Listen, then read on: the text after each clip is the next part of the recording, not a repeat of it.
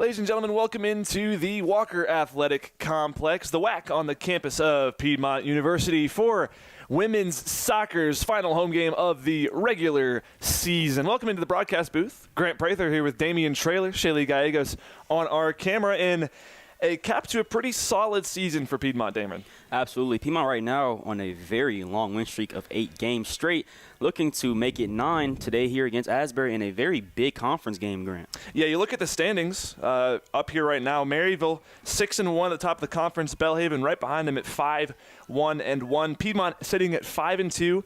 Asbury sitting at 4-2-1. So Piedmont basically in control of their own destiny if they win here. A loss versus Asbury, I believe, would just dictate the seed they would play next between Covenant or LaGrange, or would be Covenant or LaGrange. So in the Lions' favor due to LaGrange sitting at 2-4-2, Covenant 4-2-1. So on paper, Covenant the much tougher opponent. Big game here for the Lions as they'll come out in all white. Asbury comes out in all black. In opposition to what it was yesterday, we saw a beautiful day for soccer yesterday. It was mid-60s. Not a cloud in the sky. Today, a little bit more muggy. 58 degrees. We're having to leave the camera inside just in case, so apologies if we get a couple blocked views, but not the greatest day outside. It was a little chilly. Probably a bad day for me to come out in shorts and a T-shirt, but whatever. You were ready for it, Damien. You're in a hoodie and sweatpants. Absolutely. I had to layer up, man. It was a little cold this morning, and it was definitely cold today. You know, the wind's blowing a little bit harder than, it was yesterday, so had to layer up. Got an extra jacket on under my regular jacket, and I got shorts under my sweats. So I am layered up for today's game. It's preparing for December. Goodness gracious. Man. Manifesting what we saw last year with some snow. Very rare Georgia occurrence. No players, though, in long sleeves except for backline player for Asbury, I believe. So they'll have to be warmed up by running around. Time in Demers, 12:54, and we're going to get ready for the national anthem here in a few moments. We will hit you with the starting lineups after that, so don't go anywhere on Piedmont University Athletics on YouTube.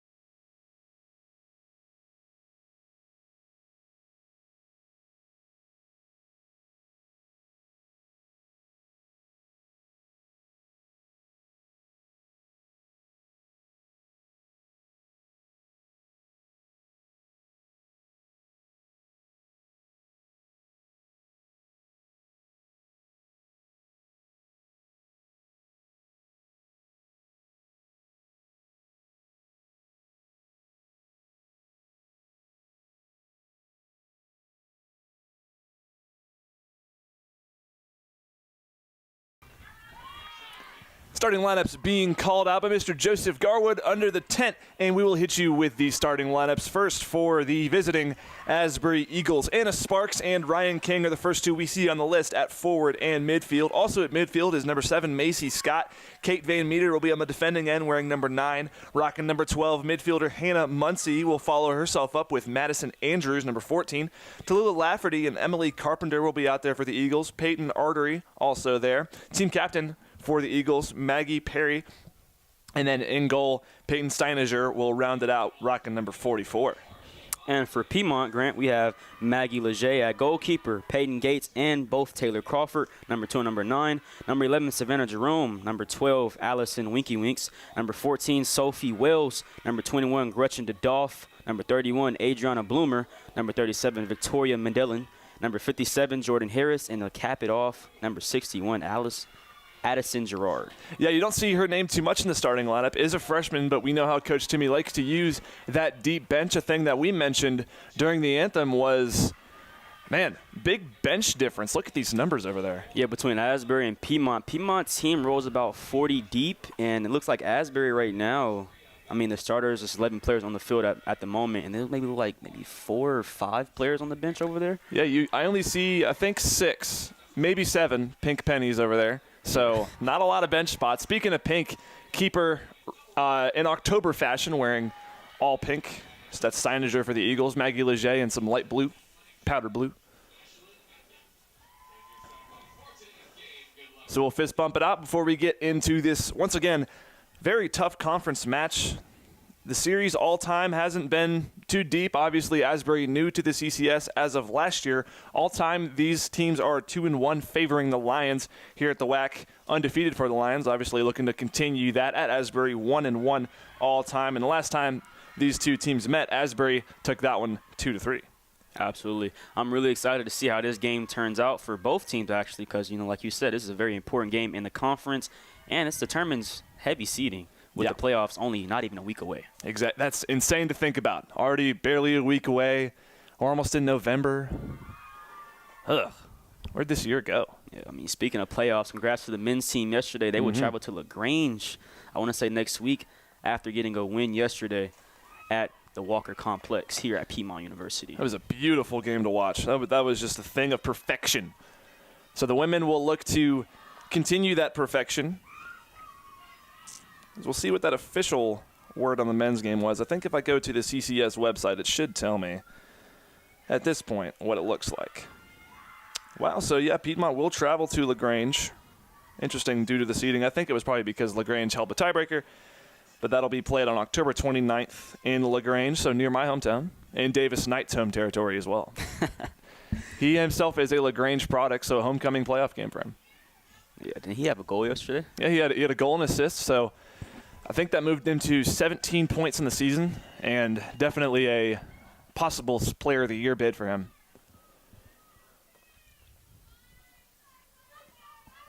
I was proved wrong with the long sleeve comment I made. Can't make out the number of Piedmont player over there. We're rocking the long sleeves. Right on cue, it's Wickowitz. So see how the Asbury attack comes out.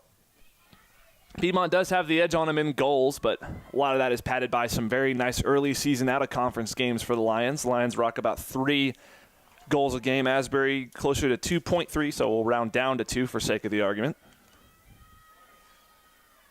Piedmont's defense also significantly better, 0.65 goals per game. Asbury, on the other hand, 1.4. It's a huge difference.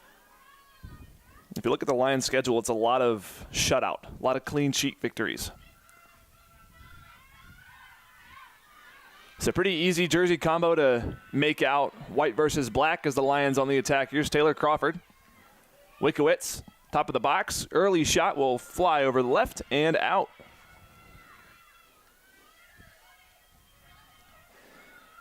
This different starting lineup. Have to see how they mesh together.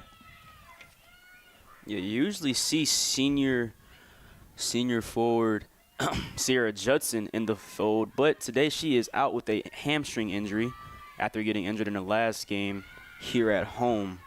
It's very sad sighting to see, but I'm pretty sure hopefully she will recover well and maybe she can be back in time for the playoffs next week. Yeah, One can only hope. So Lions usually able to fare well even without star player like Judson. At depth, like you said, about 40 deep.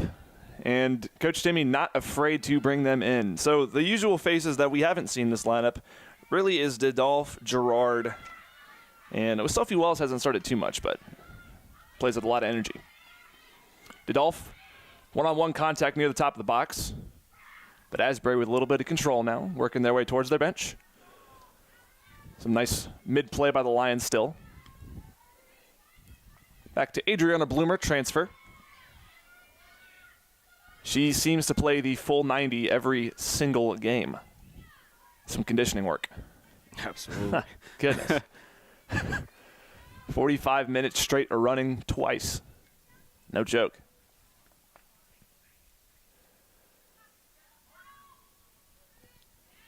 A 2-on-1 battle for the Lions on the left side again, but Sophie Wells flies in and kicks it away. But this early feeling out period will keep on rolling with a throw-in.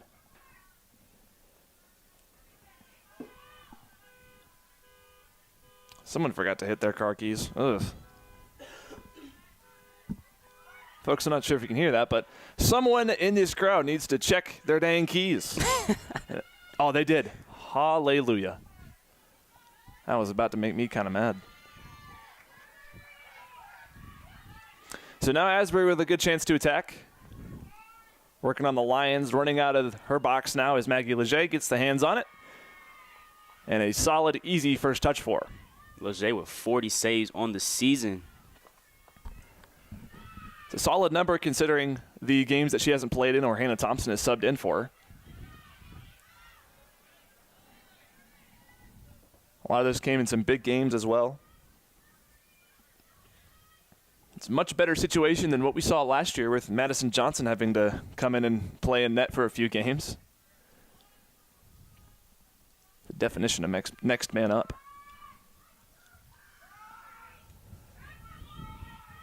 So Asbury now able to control on their own side. Peyton Gates defending. There's a little run around and Gates gets beat. Still running on that one was Anna Sparks. Only Georgia player on this roster. Obviously, Asbury with a very long drive to get down here. They were here yesterday. I walked back after the men's soccer game and I saw their squad. First thought that popped in my head was, you're not playing today. Man. Extra practice. Guess you're getting in a hotel. A lot of Asbury's players aren't from Georgia, actually. They recruit very well outside of the state. And you mentioned they do that for all their programs, too. Yeah, absolutely. Yep. Tennis, basketball, lacrosse, every sport they have, they recruit very well outside of the state they're based in. A lot of foreign students as well. Men's soccer was a big example of that. I think they had 5, maybe, from outside of the U.S., but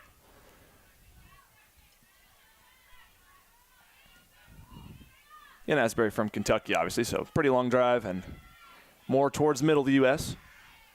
Tough pass from Wickowitz, intercepted by Kate Van Meter. And here come the Eagles.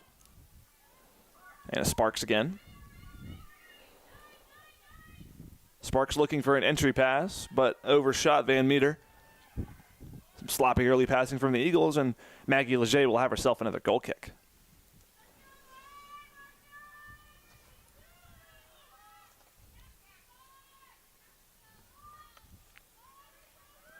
Leger goes short to Bloomer. Sophie Wells with the bench right behind her. Tried to go between the legs, but it was tipped over. Still have it to the Lions, though.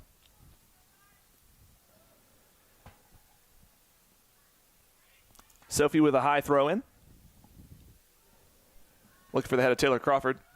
Some more pinball and still white ball.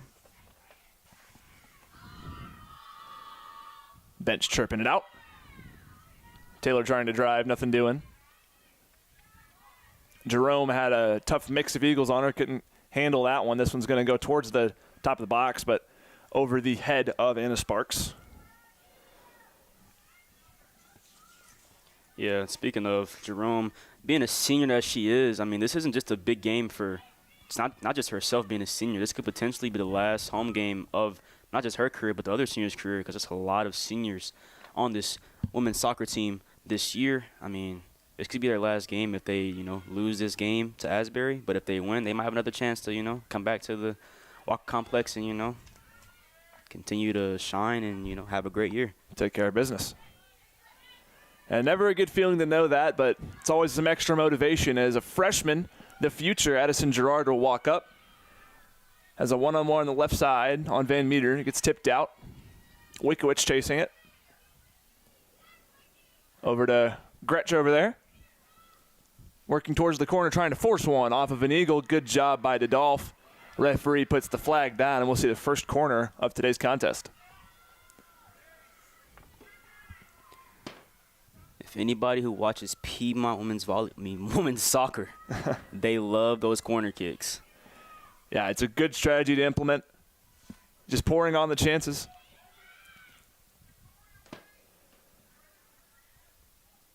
If there's corner kicks in volleyball, I'd be surprised to see how that would go. Yeah, speaking of volleyball, they will play Tuesday here in their final senior day home game. I believe that one's versus Wesleyan as a boot off of Savannah Jerome, aforementioned, will go the Eagles' way.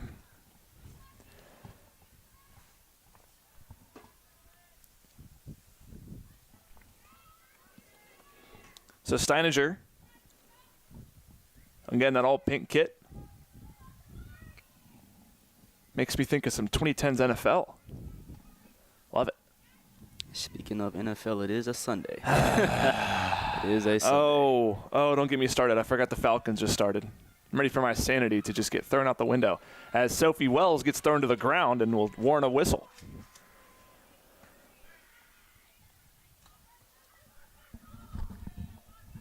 Tell you what, Sundays are fun until 5 p.m. Realize you got homework. You got 10 assignments due. You hear that Sunday night football theme roll on. The whole 9. Oh, goodness. Not fun. Up to that point is good, and the Lions are trying to make it good with Adriana Bloomer. Sophie Wells now looking for Taylor Crawford over her head towards Maggie Perry. Still running on the corner, though, as Taylor Crawford goes up to track it down, but the flag goes the other way.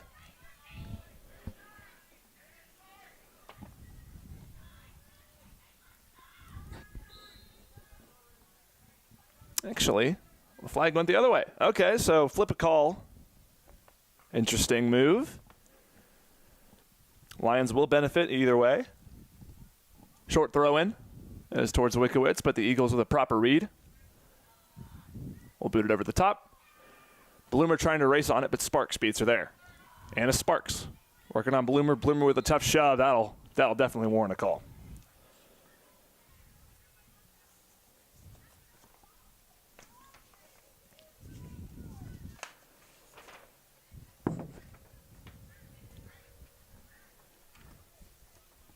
Weather got a little bit brighter here in Demorest. The sun passed some of those darker clouds.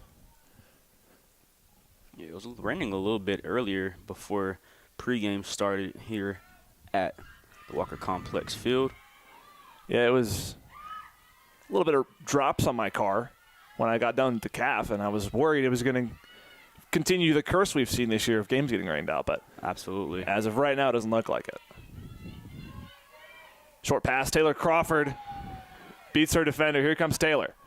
Long shot with the left, bounces and into the midst of Steininger. Good pressure being put on early.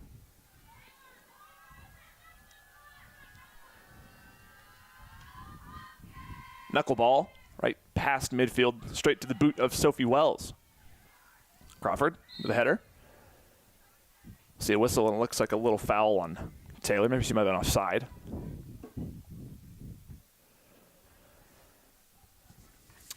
Taylor Crawford has had a lot of bright moments here in Demorest, a lot of pretty goals over her 2 full years so far, obviously in her 3rd year, from Glendora, California. Very long way from home. Across the entire United States.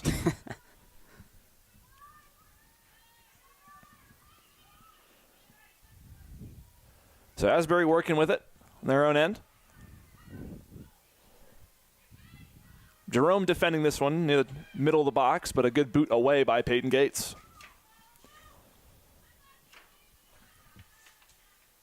Taylor Crawford trying to get on it. Eagles control. Anna Sparks working on Wikowitz.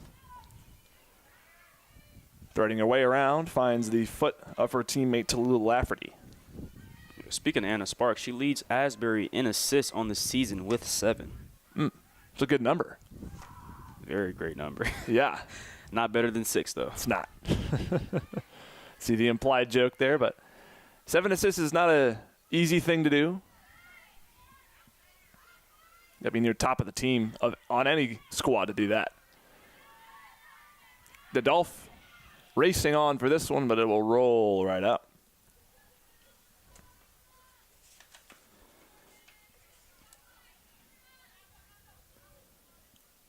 Goal leader for Asbury is Hannah Muncy, who also has 24 points.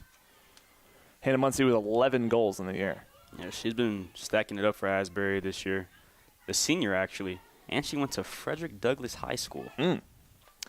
32 shots on goal for her, as compared to the leader for the Lions in Judson with 17.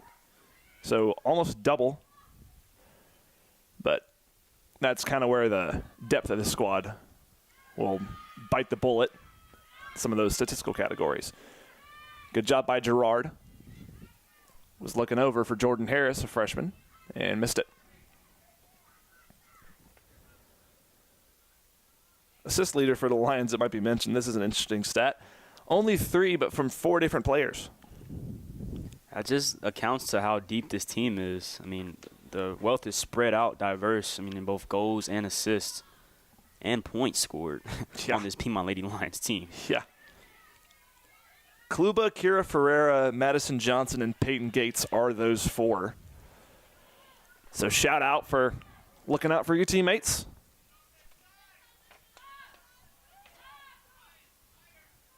It's like 4 Chris Pauls out there. Asbury working slow, trying to get their bearings. Now past Medfield on the left side, trying to cut up this Lions defense. Stop and goes. The Lions set up in their zone. Sparks. Red web on Medellin, but black jersey still hound. Hit the referee there, and it would go off him in the Lions' way. And it's been a very defensive game, as you've seen so far, Grant. I mean, not too many ladies are even getting shot attempts at either of these goalkeepers. Yeah, usually you see at least 2 or 3 by this point, but good job by both midfields to give their defense an easier job. Gates does exactly that, gets it up towards midfield, but Asbury reverses it, pulls out the Uno card. That will still work on their offensive end. See a whistle here. This will be another call on the Lions, so early physicality for him, not too favorable.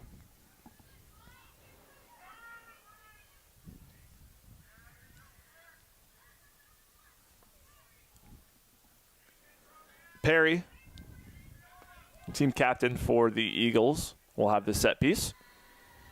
It's a low line drive, straight towards the box. Trouble for Leger, and a good defensive job by the Lions to handle this. I believe that was Wells who slid down and stopped it.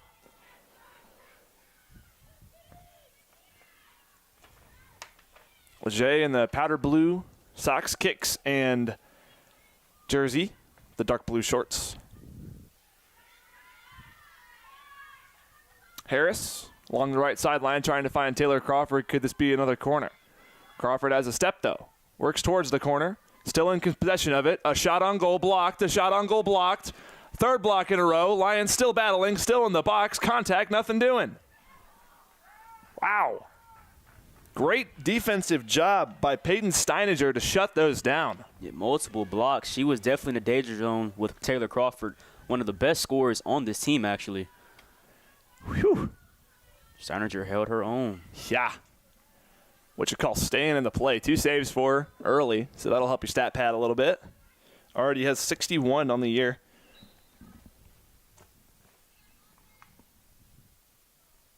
This will throw in a roll right out. So a missed throw, and it'll be a goal kick for the Eagles. We mentioned the defense being a little bit different for both these squads. If you look at the overall stats on the season, In the Lions, 17 total games, allowed .65 goals per game. So a great clip for them. Asbury, almost 1.5. Played a little bit. Actually, no, they've played 16 games, so just one less. But if you look at the early season slate for these Lions, Damian, it was a lot of traveling. Yeah, very much. I mean, the Lady Lions started off their first 5 or 6 games on the road. I mean, they traveled to D.C., then after that they traveled to Virginia, and they won all of those games. So they started the season out very strongly. That's what you needed. Then they go a couple of weeks ago into Mississippi and win 2 games in the same day. NCAA history, by the way, so putting Demarest on the map. First team to do it. Yeah. I say putting Demarest on the map. No one knows where Demarest is. Everywhere I go, and they ask you, where do you go to school? And I say, Demarest, and they're like, okay. And I just tell them, it's by Helen, and they know. They always know. I always say 45 minutes from the University of Georgia, and they be like, That's a good point. Yeah. It's north of Athens, yeah. Yeah. The town of Demarest is basically Piedmont. There's a couple houses around, but not much else. Cornelia is a good border. There's a lot more there. Same thing with Clarksville, but it's a fun area. I will say that. Absolutely. Beautiful up here. Mentioned that snow, too. Campus was just perfection when it was snowing last year. Yeah, very snowed out. And the state of Georgia just never prepared for snow as well. Yeah. Jerome with a battle on the sideline off of a black jersey, and it'll go white way. Gates to throw this one in. This one's over the head of Jerome.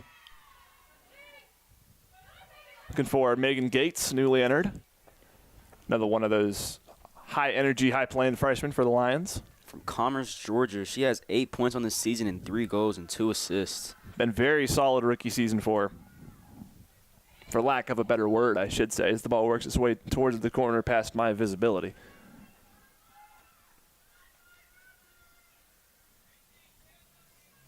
Either way, Steininger. Slow boot over to her defender on the back line. Eagles looking to work as the Lions have only had the real opportunities so far. Asbury has been stuck on the defensive side more or less this game. Senior Jerome rolling on this one. Also, I believe, newly entered Paige Kluba. Also, NFL, her Indianapolis Colts will be playing, who is it today? The Titans. That's an easy win for them. Yeah, and she's a Hoosiers fan, too. Exactly, and she is rolling high with that. Wow. Yeah. Hoosiers are tough this year. A little bit of trash talk the other day, just chatting with her about Indiana. I would probably say one thing, and that's let me see you in the playoffs. I'm a Dogs fan, so let's see if you play a real team, see what happens. Give it to them. They've played very well this year. As right on cue, Paige Kluba takes some contact, still down but up in a okay on her own power. Takeaway by the Lions, though. Some trouble. Genesis Gomez, newly entered. Very, very good freshman. We've seen a lot of nice moves on the offensive end out of her. So it's a pretty new lineup. I believe Laura Kim also came in there when the Lions substituted. And the transfer Bloomer as well from Greensboro College. Yes.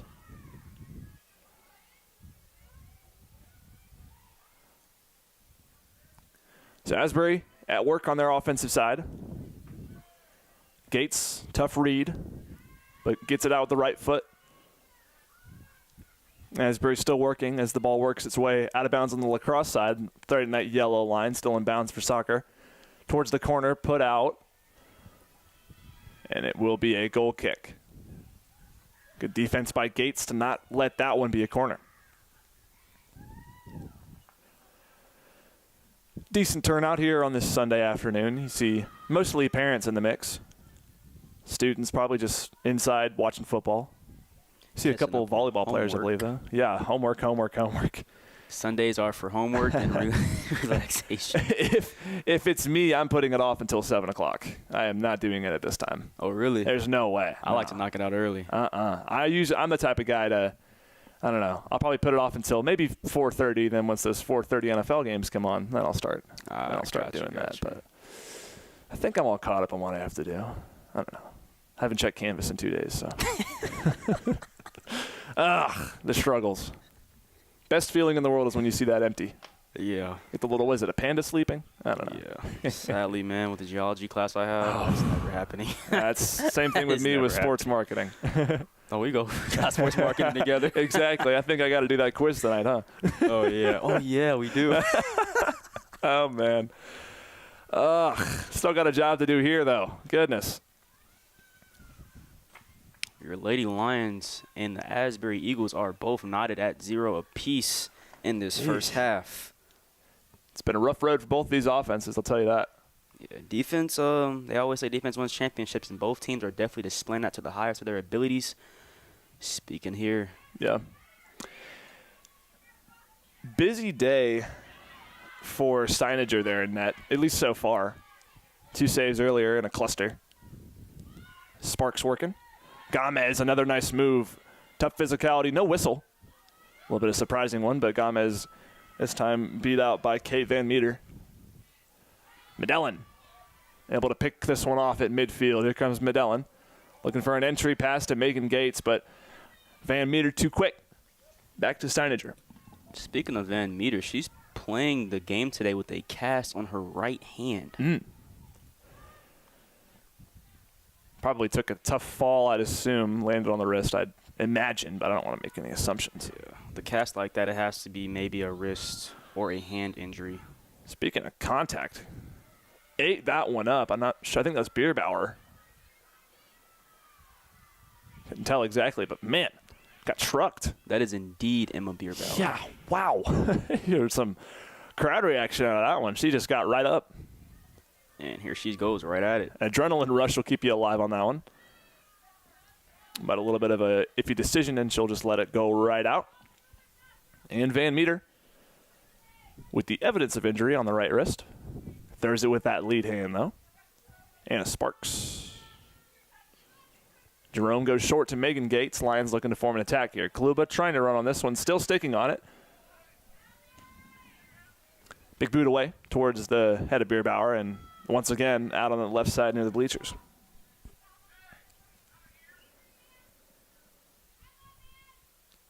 Lions still have one game left to play on their schedule. That's Toccoa Falls on Tuesday, so a quick turnaround for them.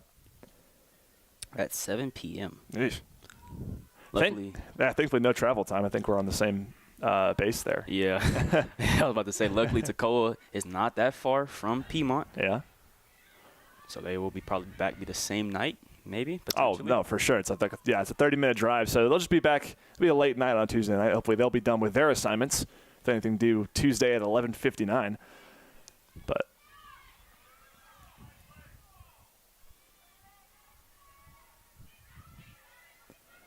after that, first round of the CCS, November 1st.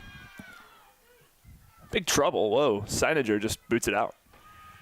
November 1st is the CCS first round here, right, a day after Halloween. So might get scary for some opponents because their season might come to an end the next day after Halloween. So Man, that's a bad way to start November. Absolutely. Absolutely it is. Man. Yeah, second round, or the semifinals, I should say, on November 4th, and then the final will be November 8th. Medellin having to race back for this one. Gets a nice clear back out, though. Looking for, I believe, Jocelyn Maceda newly entered. It is Maceda. Maceda running on defense for this one. Gets beaten a step near the box, shoved down, no whistle. Should be a corner for the Eagles now. Tough break.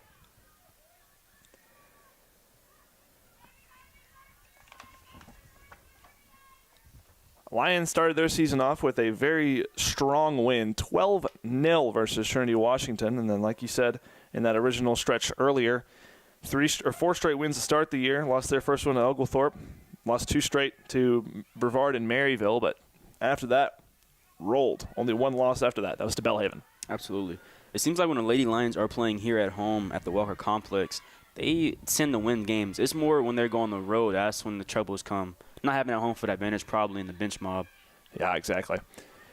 Not being as energized. Yeah, especially those in-conference games. Playing on the road is tough. Hostile environment. Paige Kluba, that will definitely warrant a whistle. And still down is an Asbury Eagle. I believe that is their captain, Maggie Perry. Kluba was running with some serious speed, went straight into her. Kluber, one of those important impact seniors on Piedmont Lady Lions team, been kind of having a up and down season with injuries. As she started the season out not playing because she was unfortunately injured, but she came back and she's been, having a very good season as of yet. She had a very, very strong season last year, probably the best of her career. Yeah, winning CCS awards last year. Yeah. And, injuries have just impacted her this year, which is always a bummer as an athlete. Mm-hmm. But, glad she's back now in the fold right around playoff time. Yeah, like I said earlier, it's next man up, or at least that's what it was last year for the Lions, where they had all three of their keepers get hurt.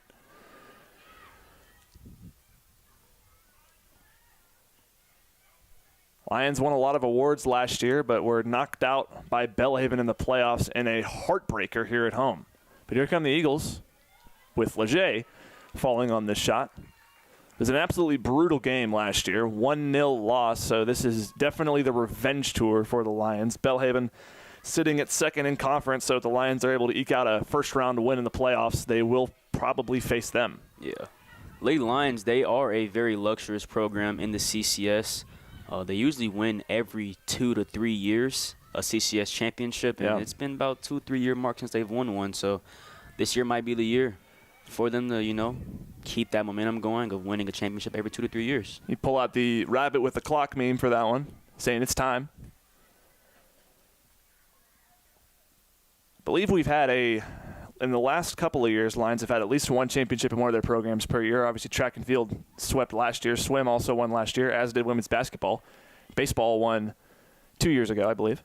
Into the box, tough trouble for keeper for the Eagles, Steiniger, but able to handle it well. Steiniger sends it. She's got a strong leg behind her. A lot of what we saw at Bobby Wood yesterday. He's almost sent one past the restraining box in lacrosse yesterday. Had himself a nice game. Steiniger also playing well. Had those 2 saves earlier. Laura Kim working away around the midfield, but here come the Eagles and Kate Van Meter. Pretty move with Molly Fitzpatrick newly entered. So with Kira Ferreira over there. Running on this one is Maseda. The bench cheering her on. Kluba trying to roll towards the corner to get it, but ball rolling too fast.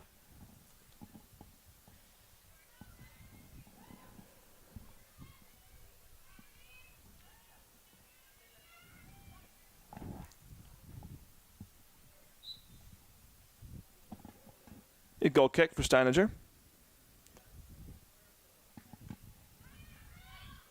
Eagles looking to work as they'll run past the midfield. Kira Ferreira beat out by Peyton Artery. Artery. It goes past the legs of Medellin. Some trouble. Bloomer puts it out. Great job by Piedmont being able to get back as they were almost in enemy territory right there. Asbury with a almost one-on-one with Piedmont's goalkeeper, Leger. About 15 minutes left in this first half, gone by pretty quickly. No goals to this point. A tie would technically be a win for the Lions in this scenario because it wouldn't change the seeding at all. Also stepping in here, I believe is Alex Wilt. No, not Alex Wilt. Summer Huskin will come in for Laura Kim. Headed away by Bierbauer. Throw over by McLean there on the sideline and goes straight to Kate Van Meter. Sparks fell down, still goes the way of the black jerseys. One thing I realized broadcasting these Piedmont women's soccer games is no matter how hot or cold it is, the Piedmont women's bench mob will be going crazy. You can hear them all the way across the field in the broadcast booth. In this scenario, I guess yelling would save the body heat. But yeah, they do not shut up. If you're the opposing team, you do not like that, and it's hard to match that energy when you are 20 players less. Through ball from Ferreira, looking for Huskin. Huskin having to really run on this for this one, and it'll roll on out. Van Meter. Throws it over. Go right back out. Yeah. I hope this isn't the string of throw-ins we keep seeing this year. It's a curse somehow. 2025 is the year of throw-ins, apparently. Okay, good. It's back in the middle. Okay, hallelujah. Gomez working her way towards the lion's mane. And that left side she loves to use. Here comes Genesis Gomez using the long legs to her advantage. With a one-on-one now. Genesis Gomez, tough touch. Now taking charge into the box. Fitzpatrick was not ready for it. And it's out. Bierbauer now here to throw it in. It was Gracie Phillips who had that entry pass after she entered the ballgame. And there's Alex Wilt. Phillips, another one of those impact transfers from the same place like Adriana Bloomer came from, actually, Greenboro's College. They came in a two-pack deal, you could say. Yeah. To Coach Timmy. Package deal. Referee blows the whistle after some contact from Kira Ferreira on Sparks. Should be a free kick for the Eagles. You'd hate to see a tie either way here, but Lions would not complain. Yes, that would still have them third in the CCS standings behind only Maryville and Belhaven, who, like you said, knocked them out last year in the first round. So, yeah, Maryville is a force this year. You don't want to wake up that bear. yeah, as they are 6-1 in conference, but they are coming off of a loss. So is Belhaven as well. Yeah. And maybe mentioned Maryville battle-hardened with some of their out-of-conference games. They're get this, they're 6-1 in the CCS, and they're 8-7 overall. So they're 2-6 out of conference. Yeah. Let me pull up their schedule, see who they played. Technically, if we're looking at schedule-wise, Piedmont does have the best overall schedule in the CCS at 13-4, followed behind Belhaven at 10-4-3. But as everybody who is watching and listening to the broadcast knows, the CCS conference does matter as far as record-wise more than the overall record. So that is why Piedmont is third and not first overall in this conference, record-wise. Of course. That shot was put out above the head of Leger. We look at Maryville's schedule. Actually, 9-7 overall. Let's see. Farmingdale State was a loss. John Carroll was a loss. Rhodes, Swanee, Lynchburg. Who else? They got handed by Belhaven 4-0 at Belhaven. They lost to Emory, so some very tough games for them out of conference. Anybody knows playing at Belhaven is not. That's very hard. Ugh. That's very hard. No one wants to go to Mississippi if you're in the CCS. They have a huge home field advantage over there. Was a part of the reason why it was so huge for women's basketball last year to host the tournament when they played Belhaven. Absolutely.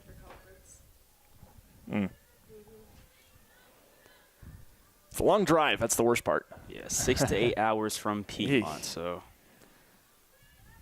if you have light traffic, that's 6-7 hours taken to get you there. That's a long time. Eagles working near the midfield. Still 0-0 as we're inching towards the end of this first half. About 10 minutes left. Some more pinball at the midfield. Here comes Gomez emerging out of this one. Gomez goes to her left, her strong side. Gomez with a shot blocked. Gomez, shot blocked again. Huskin in the box, having to run on for it. But a good read by Peyton Steiniger again. Gomez very aggressive there, trying to get 2 shot attempts up. Just sadly, it was blocked. But that's the type of aggressiveness that Piedmont needs to have going into the rest of this first half and going into the second half in order to win this game.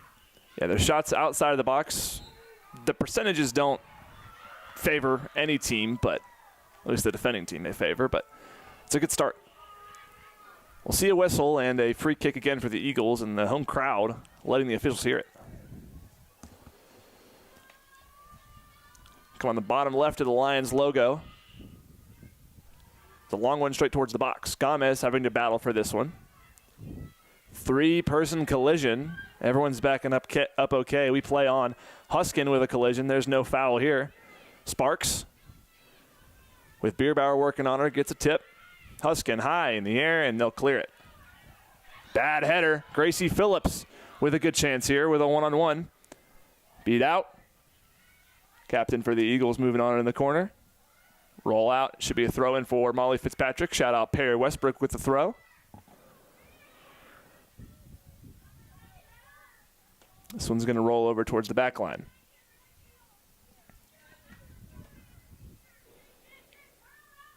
Final regular season game here in Demarest, or final regular season home game, I should say, if you're just joining us. Contest between the Asbury Eagles and your Piedmont Lions. Piedmont 5-2 in the CCS. Asbury 4-2-1 in the CCS. So win by Asbury would knock them up in the standings. Past Piedmont. Piedmont looking to tie or win to hang on to their third place spot.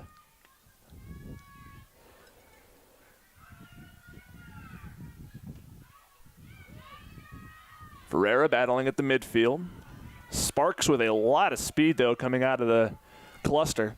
Anna Sparks works her way closer to the box. A good tip away by the Lions, though. That's Bierbauer, as she'll get the ball right back. It's going to roll out, and it will go Asbury's way. Yeah. Piedmont just been defensively not even letting Asbury anywhere close to keep even trying to attempt at a goal. Piedmont, on the other hand, have had some opportunities, just haven't been able to cash in on them. But the aggressiveness is what matters, and potentially that can be what, changes the game and leads to a score on the Piedmont Lady Lions side. This time they'll get on their own end. So, yeah, like you said, those extra shots always helpful, as we'll see a wave sub come in. Caitlin Brown, Madison Johnson, and Addie Banks. Can always tell it's Addie Banks by those bright green cleats.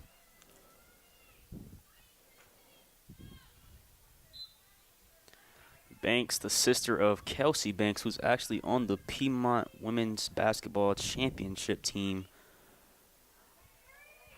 They just had a scrimmage yesterday. They did, yeah. Played Truett McConnell. Hometown hero for Banks. Went to Happy Central, so right close by. Go Raiders.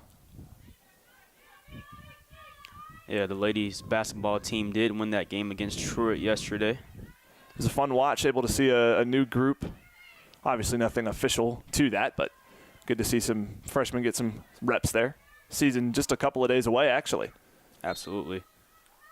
See a whistle here, some contact from Ferreira. I believe that season will start in the middle, or one of the games might be on the day of the CCS final for soccer, women's soccer here. Yeah, I think it's the 8th, actually, on the day of the final. Absolutely. Yeah. Yep. That's their first home game. They'll play Oglethorpe here at Cave Arena. Beyond excited for that one. Absolutely. Hoops are back. Johnson goes to Banks, and Banks with a nice clear. Caitlin Brown with two black jerseys by her. Rough touch, Caitlin Brown. Shot blocked. Brown still working on it.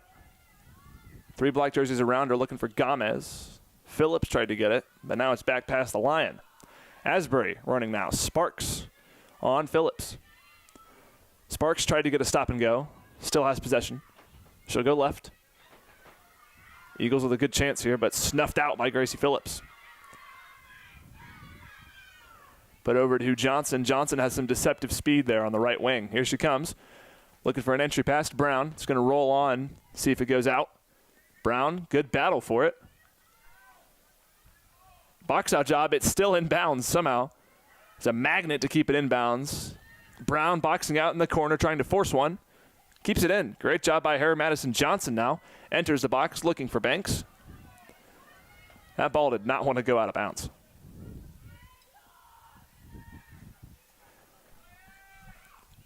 Sparks again. Again running a great slide down by Wilt. Sparks was looking for a call, but I think it was a good job by Banks. Here comes Banks now. Kicked up and out. It'll be a throw in for the Lions. Getting close on about 4 minutes left here in the end of this first half. Still 0-0. Nothing to break the tie. Lions looking to do just that.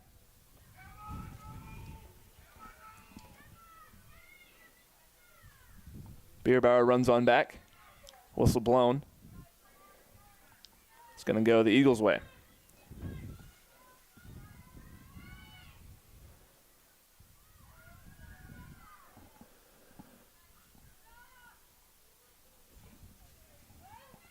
Long line drive. Ferreira picks it off. And the ball was still way out of bounds. I thought I was about to come through here by I thought the that was gonna bonk the window, as you could hear me banging right there. That would have been a lot louder if it would have hit us. Yeah. Scares me because it reminds me of the first softball game I broadcasted, and the ball hit right at the glass. Goodness, and there's still holes in that glass too. There is 3, I don't even know, bigger than a football-sized holes there. Gets pretty dangerous over here. Yeah. Beware of flying objects. Speaking of flying object, Banks flying away in. Working away towards the corner. Banks to Brown. Brown near the corner of the box. A shot with some spin on it. A big contact by Johnson will warrant a whistle. That hurts. Yeah, a collision there, as you heard both bodies hit the ground actually from here. Luckily, both ladies are fine. Yeah, Perry was the one who took the brunt of that. Yep. Johnson, the sophomore, so still a lot to learn about how to hold back some physicality. We've seen some Lions grow over the years in that aspect. Nathan Jacome is the first one that pops in my eyes. Had a lot of fouls his freshman year, but since then has really improved.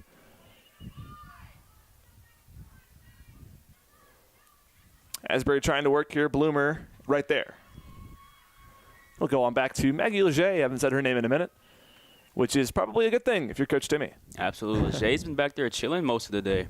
I think she's only had 1 shot on her so far. Back there chilling, maybe reading a book, cozy. No flowers to pick over there, yeah. No flowers. No flowers. No daisies to pick in the outfield. Always on your toes if you're a keeper, as opposed to a little league outfielder. Absolutely. Anything can happen in any moment in soccer as a goalkeeper. So staying on your P's and Q's is most definitely highly important. Dot your I's and cross your T's there. Only 2 shots for Asbury so far. None on goal. 2 shots coming from Carpenter and Artery. On the Lions side, they have 5 of them. Taylor Crawford responsible for 3, all on goal. Wickowitz adds 2. So only 7 shots so far in this first half. This is a corner. Wilt able to get her dome on it. And it's Addie Banks now looking to flip transition field. This is a really nice through ball. Be a throw in for Johnson. Johnson with 1 minute left. Lions looking for a last-ditch effort to put something up before halftime. It goes right to Steiniger in goal for the Eagles. It'll be interesting to see how these two teams come out of halftime with different offensive game plans. Yeah, both Coach Timmy and Coach Zach for Asbury will definitely have to come out here with adjustments and towards the second half, because right now both ladies, it's been more of a defensive game. Let's be real. It's been a defensive game. Not too much offense, not too many shot attempts from either teams, especially on Asbury's account, as there's another save by Leger. Except for that one. It was a good save by Leger to get mitts on it. That shot came from number 8 for the Eagles. It's going to be Chloe Troyer from Dalton, Ohio. Same name on her high school that I played basketball at, Central Christian. Addie Banks with a step as we're in the final 10 seconds. She'll get a last-second shot, but Steiniger again handles. And that will conclude our first half here in Demarest. Important conference game. Still 0-0 as we will roll into the second half. Like you said, Damian, both coaches going to have to exchange words with their team and figure out how to break this tie. For now, though, 15 minutes on the clock for halftime, so get a snack, do whatever you need to do. We'll be back in a minute on Piedmont University Athletics on YouTube.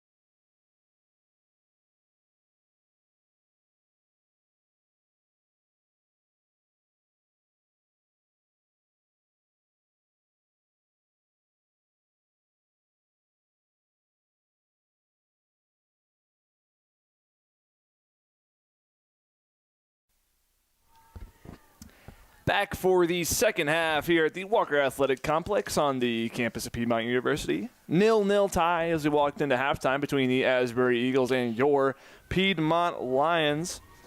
Nothing too crazy on the halftime stats, at least from what I'm able to see. They got a lot of shots up late for both teams. Asbury with 1, Piedmont with 3 in the last couple of minutes. 4 saves for Peyton Steininger. And 0 for Maggie Leger, but again, 3 shots for the Eagles explains that. Yeah, Leger, she's been pretty much having a pretty easy day so far. I mean, not too many Eagles, Lady Eagles, you could say, has gotten, any really shot attempts towards Leger. So that accounts to why she doesn't have any saves. But on the other end, for Asbury, you could say, Steininger, she's been having a pretty good day with saves, because, Taylor Crawford earlier could have had 2 opportunities to get a goal. Yeah, 2 of her 3 shots on goal in one stretch. Yeah. And great job by Steininger to hold that one up. Yeah, she definitely held her own for sure. Stuck in the play.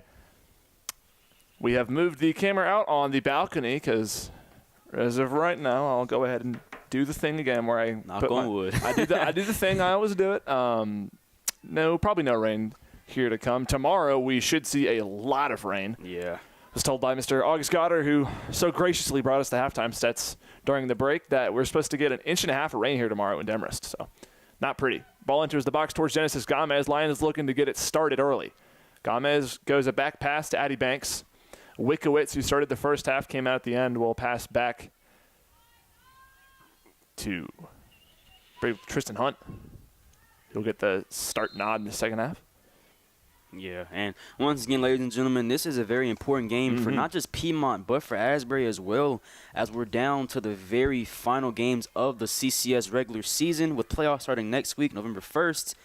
And right now, Piedmont and Asbury are almost at a nod at 3 right now in the standings. And, whoever wins this game is basically going to get a home field advantage going into next week in the first round. Yeah, it's a must-win for both teams. Must-win for the Lions to hold their spot. Must-win for Asbury to get up a spot. I believe this is the final regular season game of the entire CCS, at least in conference play.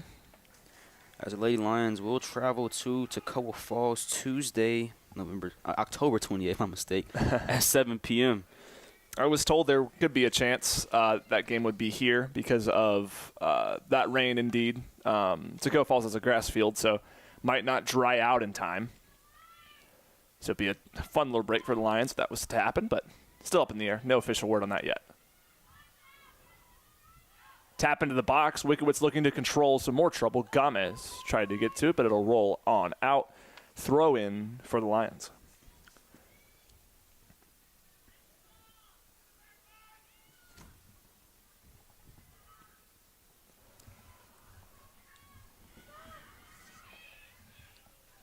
Big boot over towards the side of the box.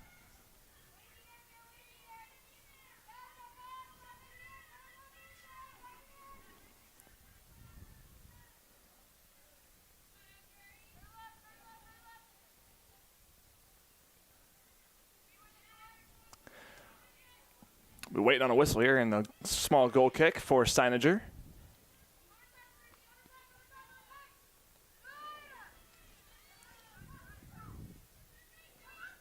Asbury working their way around now, having rare chance to push the ball on their own end.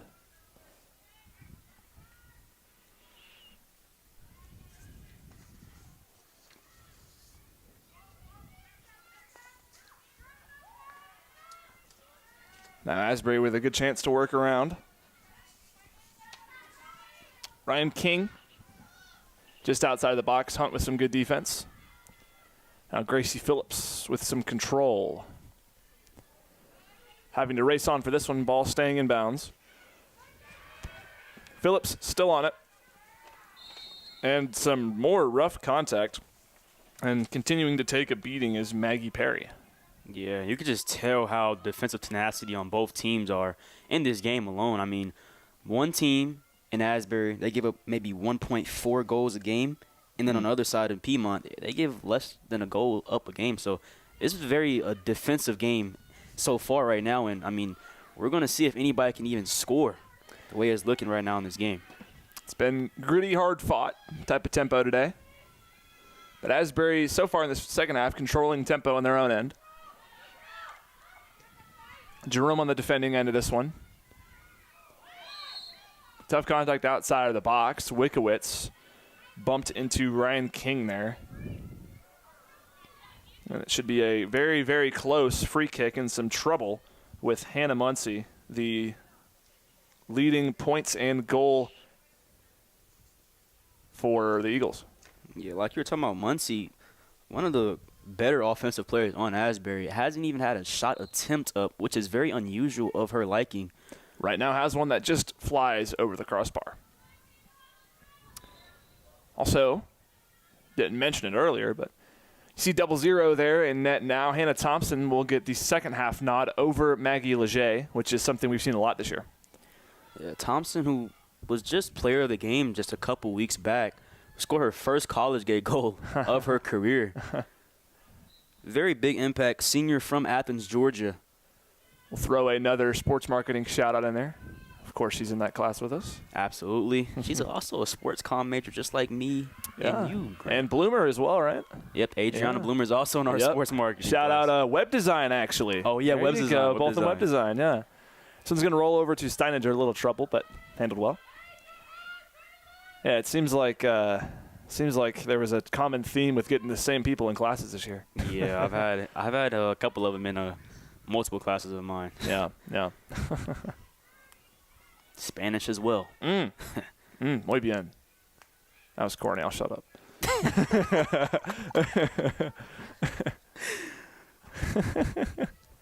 ¿Cómo se dice that was a bad joke? How do you say that was a bad joke? Google Translate, where are you? Hey, Gemini, tell me what this means. Phillips bowls over an Eagle there. No call. This one's a little bit of trouble for the Lions. Now is entering the box for the Eagles. Pass towards Thompson, and she's able to get it with the mitts, and her first action is a save. First shot on goal of the day. That was Carpenter for Asbury, number 17. Emily Carpenter. First shot on goal of the day. Wow. Great save on Hannah Thompson's behalf. Great second half goalie with a quick reaction time. One of the best qualities for a keeper. Taller frame as well, near the 5'10" side, I believe. Yeah, a little bit taller and longer arms and legs than Leger. She boots it to midfield. She's got a pretty strong leg behind her as well. Same with Leger. Strong game, though, is Genesis Gomez working towards the left side. Could this be a mirror of what we saw the other day? Gomez towards the box. Not this time. Job by the Asbury defense. They watch their film. Know how she works now. Hopefully Gomez is able to pull something else out of the hat today.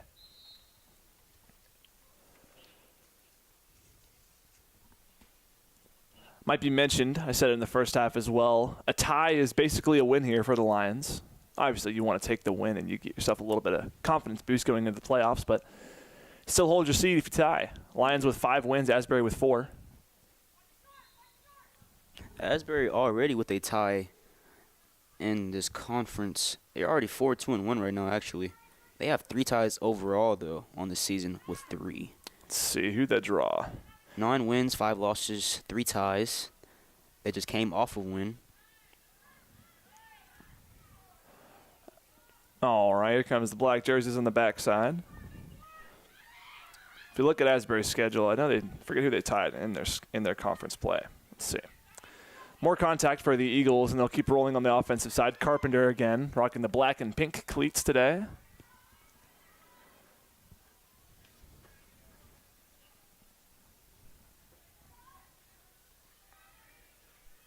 It drew with Belhaven, 2-2. Yeah, Belhaven, second best team in conference right now, record-wise. Interesting to note because they also lost 2-0 to Covenant. That's showing the home field advantage there, as the Belhaven game was played in Kentucky, and Lookout Mountain was where they traveled and took the 2-0 loss at Covenant. Yeah, I mean, record-wise right now, Maryville and Belhaven are at the top, but there is no clear-cut team at the moment. Yeah, on paper it's Maryville. They had a 12-0 win in conference. They've been playing very strong, but A lot of teams become a different beast in the playoffs. They're in their final season form. So he was able to work the hardest, stick things out, play through your injuries, play through your struggles. In the final regular season game for the CCS overall, we'll see leave a corner here. It's up and way outside of the box. Eddie Banks, nice touch, but the Eagles still in the box. Maceda just decides to put it out and let her defense reset. Smart play there.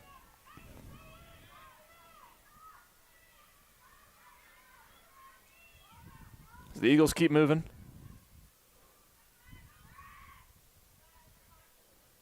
And it'll go back their way. Another missed opportunity there on Asbury's account, as they had a good shot at a goal potentially at that corner kick. It's been a little scary when the ball's been in the box for the Lions. The defense has kind of fallen apart, and Asbury works well in that area. So we'll have to see whether that keeps going or not.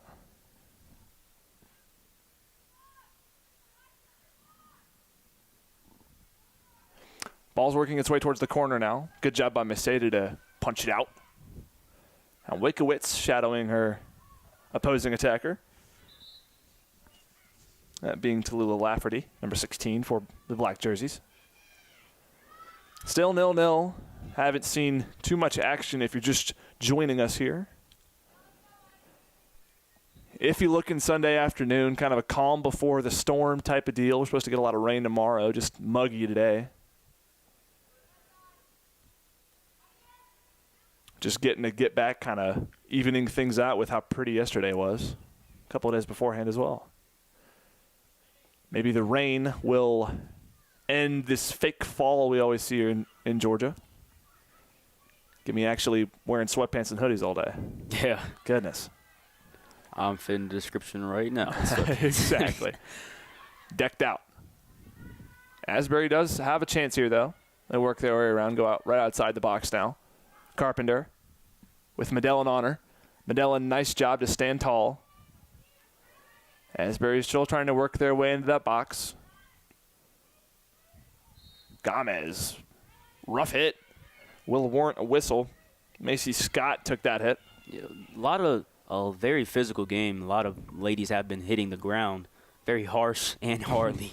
And you'll see more of that in the second half as well. A lot of times, these 0-0 conference games, second half, you really start to see some frustrations being let out. Good chance for the Eagles here, though. Straight into the box. Danger for Hannah Thompson. Carpenter with a tough read and sent it over the net. Thompson leading her team around as we'll run it back with a corner. And the corner kick now on the other side of the field as Piedmont might be in danger once more. Usually, Lions taking most of the corners in this game, but it seems like Asbury's giving them a taste of their own medicine today. Yep, the script has definitely been flipped, as that will go behind the net. Yeah. Miscalculated there. I believe that was Carpenter who sent that one away.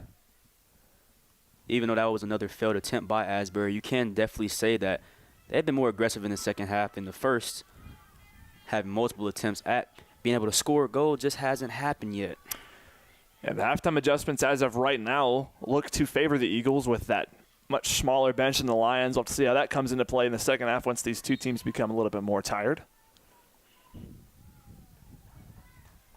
Go the Lions' way here. Flip field, Lions go left to right this half. Eagles, of course, right to left. And here is Bloomer, number 31 for the Lady Lions. It looks like Hannah might be kicking this one away. So a different look as Hannah will step out of her own end. Big boomer on a line towards the left side of the box. Entry ball looking for, I believe, Taylor Crawford. It's put out, and it will be a goal kick as last touch by White. Steininger goes short.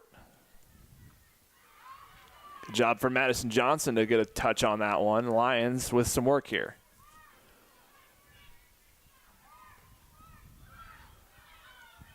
But Asbury able to recover Sent over to Jordan Harris, quick freshman. Lions working again. Bloomer with a nice touch. Here comes Gomez.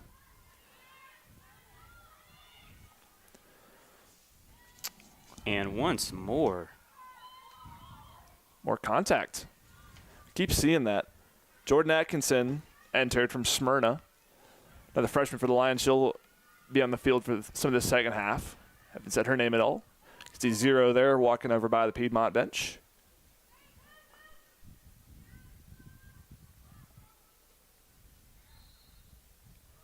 More contact. Goodness gracious. So Johnson takes a beating there. I'm not sure which Eagle committed that. Numbers are pretty far away, but ref puts the hand up, and this is a great chance for the Lions to put something up. Should be Johnson here, if not her, Maceda, to kick this one away, just in front of the bench, about 10 feet out. Johnson, a sophomore out of East Dublin, Georgia. It's had a very big impact on the team as she's one of the lead leaders in goals, as she will score. Goodness gracious. Great goal there. It was a good punch out, but a bad recovery from Steininger. 1-0. Lions take the lead. Speaking of Madison Johnson having an impact, she scores right away as Steininger right there is kind of in disbelief. Yeah, shook up after that one. I guess you spoke it into existence in a way. Either way, good set piece from Johnson to set it up. That was on a beautiful line. Steininger still hands down in shock. That's the goal you believe the Lions need, and all you got to do is hold on to that lead. Don't give up 2 goals, and you'll take a tie, which in the Lions book is a W. Kind of change the energy here. Yeah.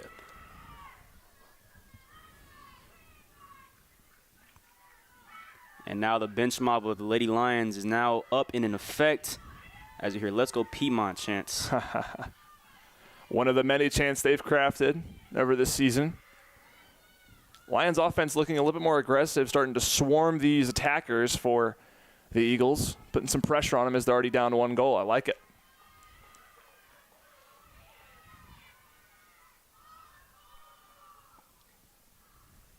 Bench saying now, our ball. It'll be a throw in near the midfield flag by the scorer's table, just in front of the Asbury coaches. Medellin. Long send over. Gomez trying to float her way on down to this one. Battle in the left corner, put out. Bench gets a rise out of that one, but the official points left Asbury possession.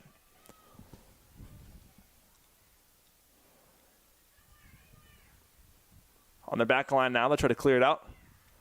Goes right to Fitzpatrick there on the bench. And this time, I believe this will go the Lions' way. Long throw in. Over the head of the Eagles. Some trouble. Gomez with a 1-on-2 in the corner. Gomez, we know the speed she has. Here she goes, but it's put out. Another goal kick. So Lions this time not able to capitalize on their opportunities on that left sideline. 1 goal, of course, a few minutes ago coming from a great setup by Madison Johnson.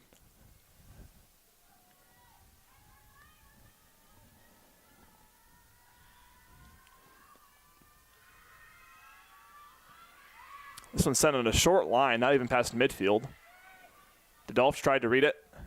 It'll roll on out.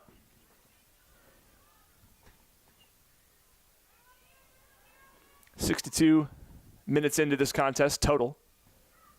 17 minutes into this first half. Lions back to work in the midfield.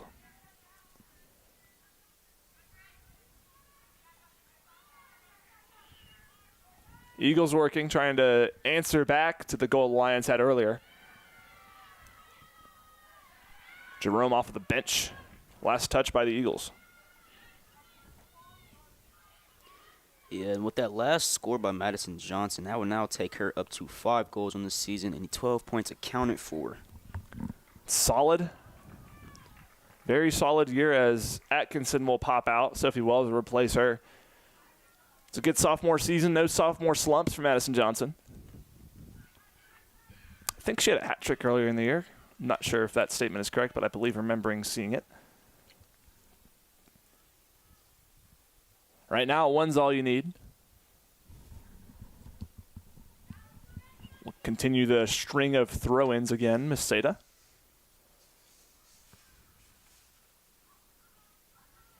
And the Eagles able to kind of get control, but that bench is going to swarm them and start yapping at them.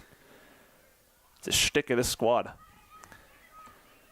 Sparks, as the Eagles look to form an attack here, trying to answer. King. Short pass. Didolf and I believe Medellin able to come on it. Laura Kim, excuse me. It's going to go the Lions' way. Good defense by them. See another set piece. This time Johnson's going to roll on off. She will yield to the back line for the Lions. Medellin will get this up from just behind midfield. Black and white jerseys ready. Medellin puts the hand up. Shorter one towards the outside corner of the box. Right back into the cleat of Medellin. Medellin with a little bit of nice speed. This one's going to be sent over to the corner. We'll see a whistle. Looks like there might have been an offside call there and go the other way. Yeah, right now Piedmont, with them being up a goal in this very important game, complacency is the only thing that could really stop them and, you know, be able to have Asbury come back potentially and win this game. So long as Piedmont doesn't stay complacent, keep up the good defensive work, they'll probably lead this game with a W. Asbury to do what they want to do have to now score 2 goals in the span of about 30 minutes and hold the Lions to nothing. Wells trying to warrant the contact, but still racing in the corner on this one. And fired up are the Lions as they force a corner. Here goes Piedmont now with their specialty. Big corner kick team.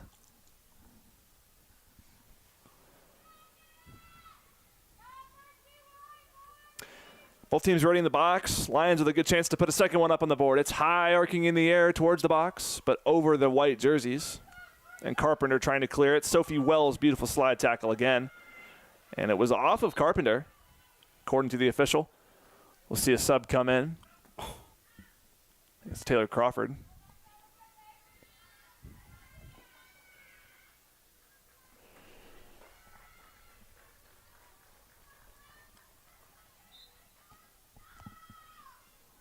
Throw in here. Johnson with some tough contact again, so she's been pretty physical the second half.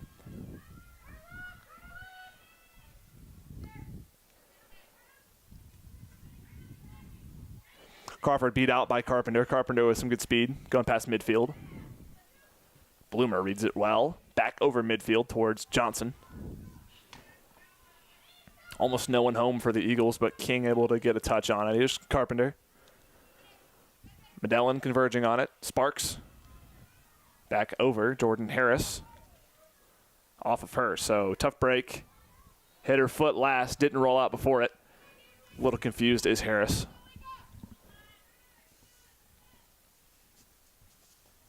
Andrews now throws it in for the Lady Eagles.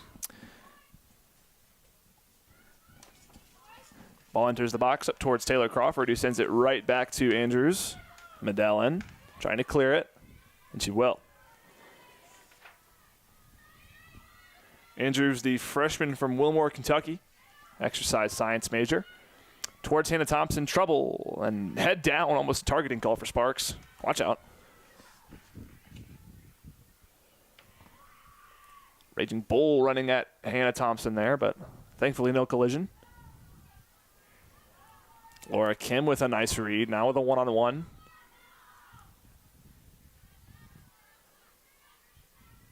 Eagles still possessing. Hard to see that other black jersey. I thought that one was going to go out based off all these jackets there on the sideline. Didolf with Sparks on her. Sparks will go with a side pass to the right wing for the Eagles here. Cross midfield and they're attacking them, but too many Lions up there. Be a throw in for White.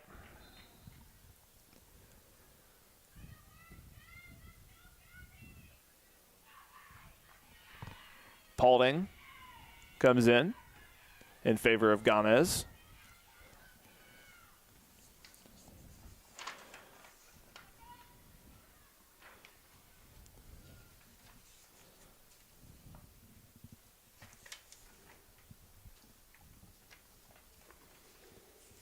for the Lions. Paulding, a sophomore from Lawrenceville. I feel like we always talk about the normal pipeline for the Lions being around that area, north of Atlanta. Went to Peachtree Ridge.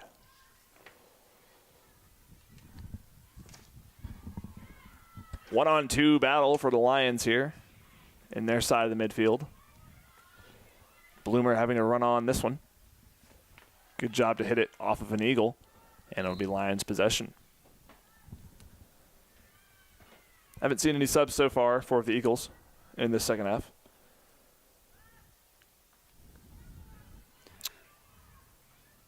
About 20 minutes left to go in this second half with Piedmont Lady Lions up 1 to the Asbury Eagles 0. Much needed goal earlier from Madison Johnson as Udamian spoke it into existence. Said she's had a lot of nice crosses and right on cue had a beautiful hit over that Steidinger could not read. Yeah, very far kick from the left side of the field. I mean, Steidinger kind of helped her put the ball in the goal right off of her hands. Had to have a lot of mustard on that one. And we'll see a whistle here. Lions will have a free kick.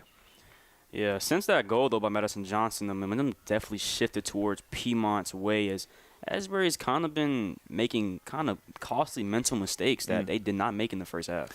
It's been a lot of amped up energy since that goal for the Lions, as Johnson will take a moment to tie the shoe. Let's see if she can go 2 for 2 here. Johnson looking to repeat what happened a few minutes ago. Sophomore has the only goal so far for the Lions, but we'll see Bloomer run off here.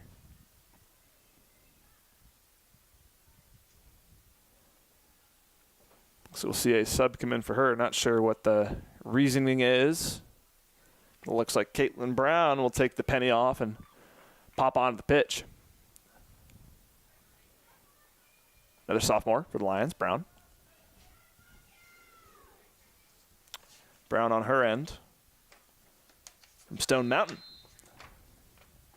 So here's Johnson's set piece by the yellow line. This one's sent on a dime straight to Steininger, and this time able to get both hands on it and bring it in. That ball was knee height for about 50 feet. Fastball. Crawford gets a touch. Here's the Dolph. The Dolph wins this battle.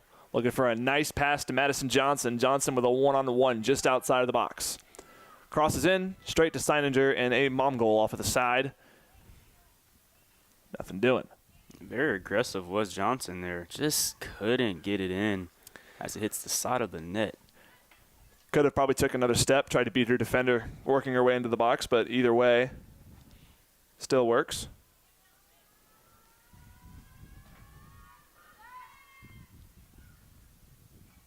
Off of the head of the Dolph. Well, yeah, you and I were thinking the same thing. Talk about getting your head in the game. Wow. Like it hurts. You heard that. Yeah, that was a loud thud. Gretchen Dolph meets Scott Sterling. Oof. Looks like we might see a sub come in for her after that one. Yeah, that looks like it hurts. You feel that one in the morning. Take some Advil. Probably have a headache here in a little bit. Felt it from up here. Anytime something like that happens to an athlete, I feel like I just get a secondhand feel about it because I know how it feels. Ball in the box, some trouble. Shot off of the post. Oof. Nice looking shot by the Lions, but just missed it. Did Laura Kim. Yeah, the goalie, Peyton Steininger, has definitely had to be on her P's and Q's in the second half. She's been came at multiple times by these Lady Lions. Luckily for her on that one, even though it missed, she was positioned more to the right side of the net, and that's where the shot went. So full extension to the side would have saved it either way. Still a corner, way over the head of the Lions.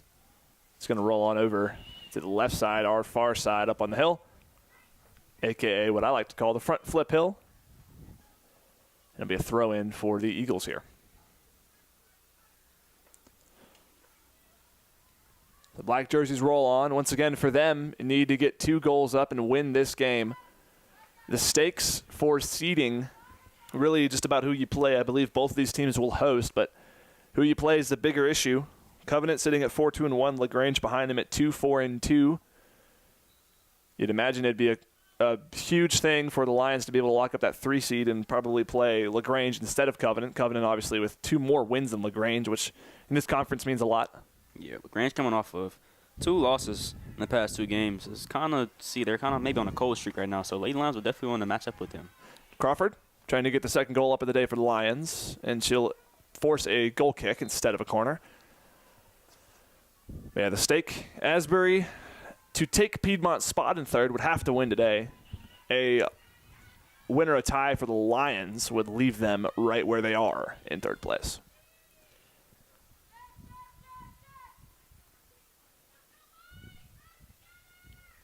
Running with it, Perry. Now over to Sparks. Sparks with some nice speed, but Jordan Harris with better positioning. Brown's able to put it out. Doink off of the dugout for softball. Yeah. It's too early for that. The season hasn't started yet. Hold on, Caitlin. Probably out in the softball field in February, a couple months down the line. Only 4 months, though. It's right around the corner. It's not that far. Right around the corner. The way time goes now is not that far. Goodness gracious. For both soccer squads, time flies when you're having fun. Lions obviously with a good winning record in conference. Men's soccer, not with a winning record, but have had some very exciting games. Their 2 conference wins, of course, coming yesterday, and a great game versus Belhaven. And then the Asbury Eagles men's team had to walk in and face a very rough 2-1 loss. So the Lions have had fun when they're at home.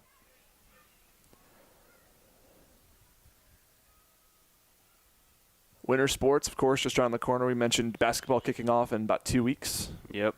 Tipping off, I should say. Men's basketball will have their scrimmage here, actually, at the Cave Arena on Thursday. And then the Lady Lions, the women's basketball team, just had their scrimmage yesterday against TFC. Or True McConnell. Yeah, that's a TMU. I had to do a little double take there. Either way, it all blends into one. It's a weird patch of universities and colleges up here. Because you have about 3 or 4 within 30 minutes of each other. That's UNG, Piedmont, TFC, and TMU. And then after that, nothing for about 2 or 3 hours. Yeah. It's weird. TFC and TMU always kind of gets me confused sometimes. They're both pretty small schools as it is. TMU, I believe their student body is somewhere around 600-700. Tacoma Falls is a bit of a larger institution, but I believe. I don't even know. Let me Google that. This is where the Hey Gemini thing can come into play that we mentioned earlier. Thompson, either way, will have a goal kick. This game actually means a little bit more to Asbury, Grant, as right now Asbury in conference is tied with Covenant, and Covenant actually has the win over Asbury in the season. Oh, that's one thing I forgot to mention. So Covenant actually, if Asbury, actually Covenant might be rooting for the Piedmont Lady Lions today. I think they still have one. Either this hasn't been updated or hasn't checked it. Let me look at Covenant's schedule to see where they're at.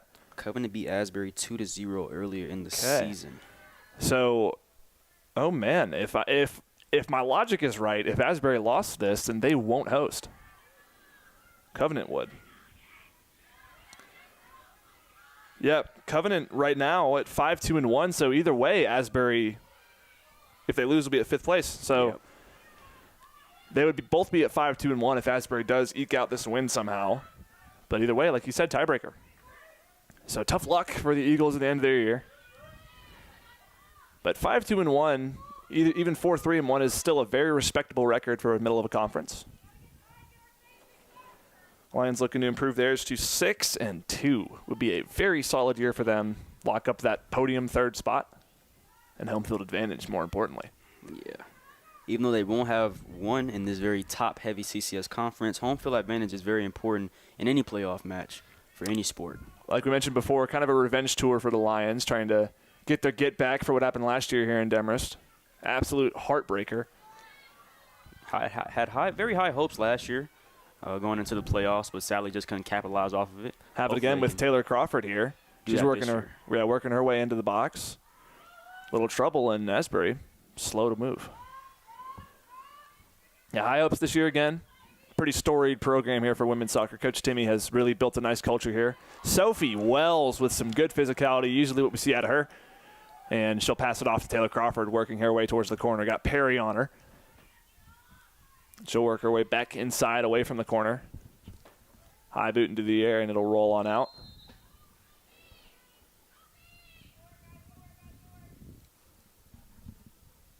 See ya. 2 substitutions come in. Bloomer's going to come back in for Caitlin Brown. And I believe Macedo will step in for Sophie Wells. So applause for Sophie after some nice plays.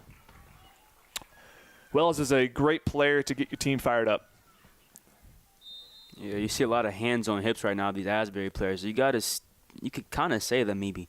Depth right now, the Piedmont Lady Lions team is also another advantage right now. Asbury does not have as much depth or near as much depth as the Lady Lions have. Eagles practiced here last night, having to stay in a hotel room. Maybe for them, hopefully the beds weren't too uncomfortable. The sheets weren't tucked so dang tight. Yes. That's my biggest pet peeve in the entire world is why room service always makes those sheets so tight. I can't move when I sleep. That's your biggest pet peeve? It's got to be. It's got to be. That and not using the correct usage of the word to. T-O and T-O-O. Oh, man, I'm OCD about that. It's bad. Some more contact from the Lions, this time hitting Sparks. The leading a sister on Asbury. A little shaken up there. Thankfully able to get up. Just another one of these incidental contact situations we've seen a lot so far in this contest. And a free kick for Munchie. Munchie gets it over towards the box. Medellin, good positioning. Lions looking to clear. Paulding trying to get a read on it. Crawford does well, though. And she'll follow herself up. Good step by Taylor Crawford. Gets herself into space in the open field. Looking for number 2, but a great takeaway by Perry. More contact, and the flag goes Lions' way. But, yeah, great stop and go by Crawford. Able to use the tempo of this game to her advantage, at least this half. It's been a little bit slower played, and that play was slowing down, and Crawford able to speed it right back up. And now you see a wave sub coming in for the Eagles. Carpenter pops in, among others. Much needed rest for some of the girls on Asbury's side. But they're running out of time, about 10 minutes left in this contest. Looking for a boat of confidence. Trouble, but sliding down. Steiniger in goal, looking like a slide into second base. Speaking of base, aren't we in the middle of the World Series right now? We are, yeah. The Dodgers knotted it up last night with a 4-2 victory.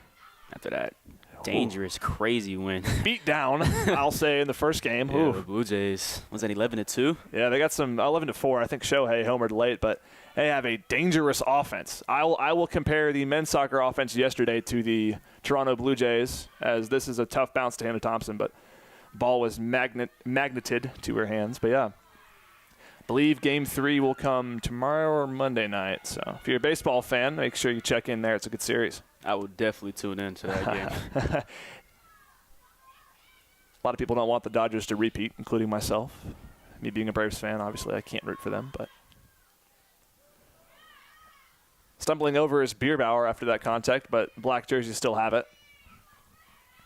Once again, Piedmont trying to just eke these final minutes out, come out of here with a strong 1-0 victory. They've had some nice defense today, giving Thompson and Leger their separate lack of chances, I should say, to try to get a save in. Leger, I think, had one in the first half. But yeah. Piedmont will be the hottest team going into the playoffs, actually. With this one, that will now boost their win streak up to 9 on the season. It's a great way to end it. Still got Toccoa Falls as well, but knowing the history between those two teams, and look like a hair pull on Jocelyn Maceda. Fell down, but nothing called by the official. There's the whistle. See what the word is.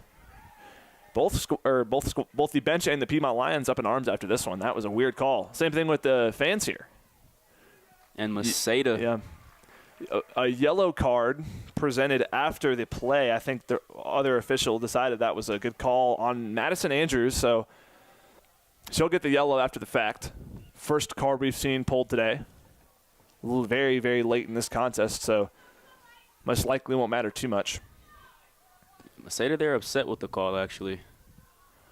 She was upset it wasn't called earlier, I believe, and I would be too. She got dragged down. Hurts.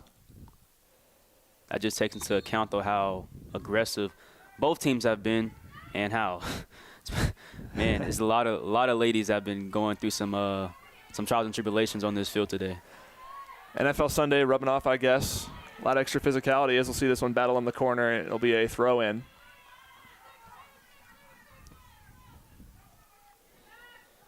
Kept in by Sparks. Sparks working on Macedo, gets a nice stop and go. Now has Harris in her eyesight, working towards the corner again. Stays in. It's put out. Still with Asbury, so looking to knot this thing up.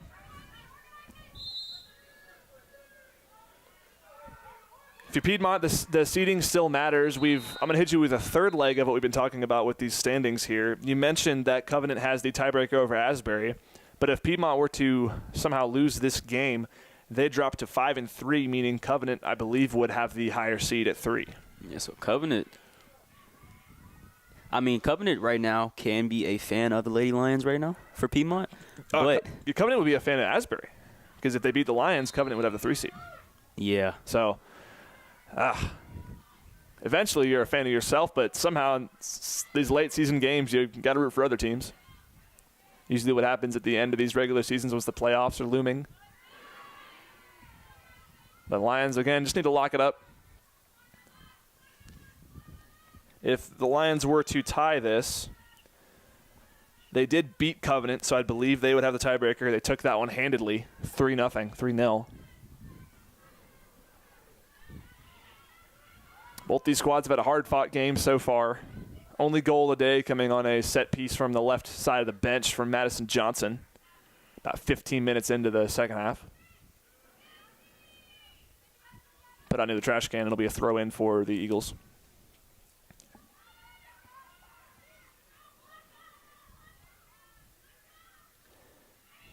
Hook it over past the box. A 2-on-1 for the Lions. Short pass to Bloomer. It was pretty dangerous, but she'll put it over past the bench. It'll roll on over. Back to the trash can of the coaches for Asbury. Yeah. Asbury has got nothing easy in this game. As you can contribute Piedmont's luxurious defense on that. It's been very well played on that end for the Lions. 6 minutes roughly left in this one.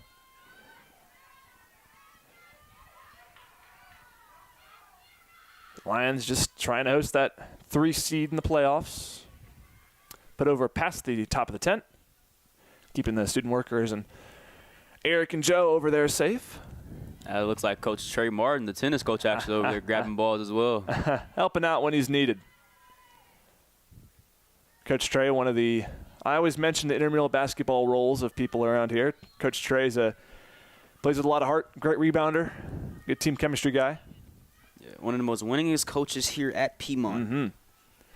Tennis program has really took off here in Demorest these last couple of years.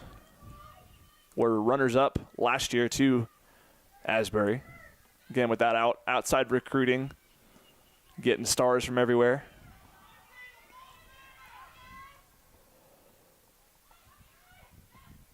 Asbury working past midfield. Ferreira, can't believe that call, but yeah, definitely bonked Perry there. Asbury now in a hurry. Yeah, got to work quickly here if you want to at least knot this thing up and give yourself some sort of shot.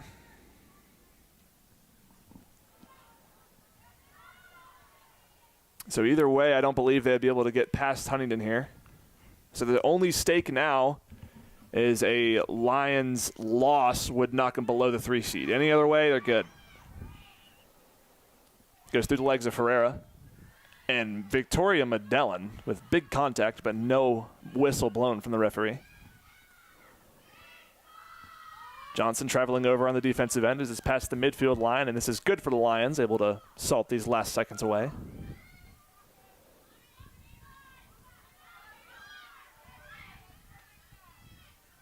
King over the middle. Good read by Gabby Paulding. Back past the midfield line. And Asbury trying to get to work, but running out of time here.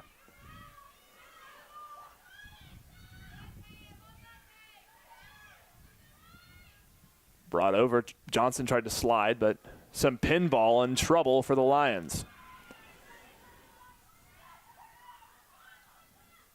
Hostetter over to Carpenter. Good defense by Gates to push her out.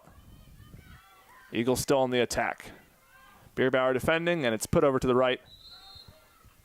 We'll see a clock stoppage here. Tying the shoe, I believe, is Bierbauer. And Sophie Wells and Addie Banks will come in for Bierbauer and Paulding. Their days are done. Looks like the Dolph as well who took that. Yes. That a very loud hit to the head earlier, but seems to be good now. Seems like a common theme this weekend. We saw a very similar one with Davis Knight and Jackson Shirley yesterday. A 4-person collision in the midfield, but Perry trying to travel back towards this one. She'll just go back to keeper form. Sent back over to Perry.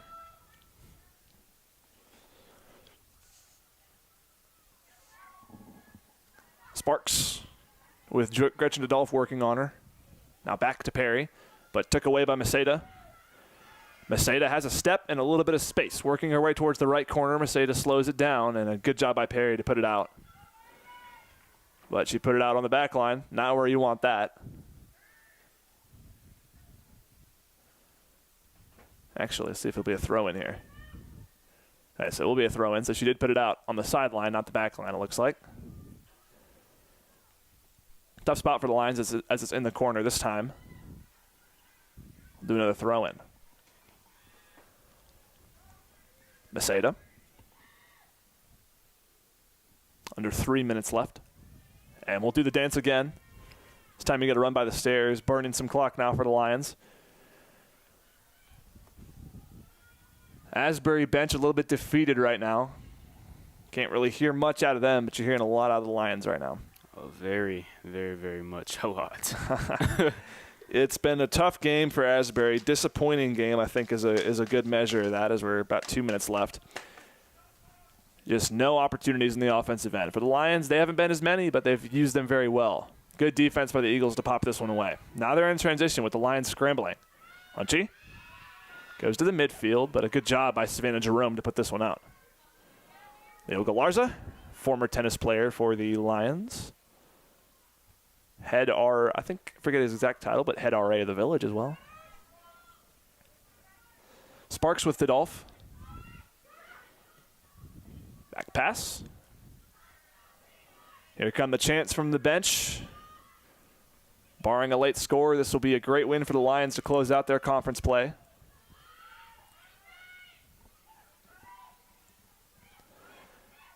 Medellin with a battle. This is going to be a tough shot, but it's blocked away by Bloomer. Good defense by her. Medellin able to somewhat clear it. Would have been a rough read for Hannah Thompson. The shot was just inside the box. Carpenter with Medellin on her. Hannah Thompson's going to have to run out. Contact in the box. Referee says no call. That is a very rough, very dangerous thing to do. With a 2-on-1 and some contact in the box could have warranted a PK, but not anything happening. Mr. Garwood says 1 minute left. Lions are in their home stretch of the final conference game. Lady Lions now just playing keep away. Asbury's able to put it out. Trying to get one final confidence boost up are the Lions. But the final seconds tick away. Lions was still with his 1-0 lead. Should stick it out until the rest of this one. Throw in for the Lions.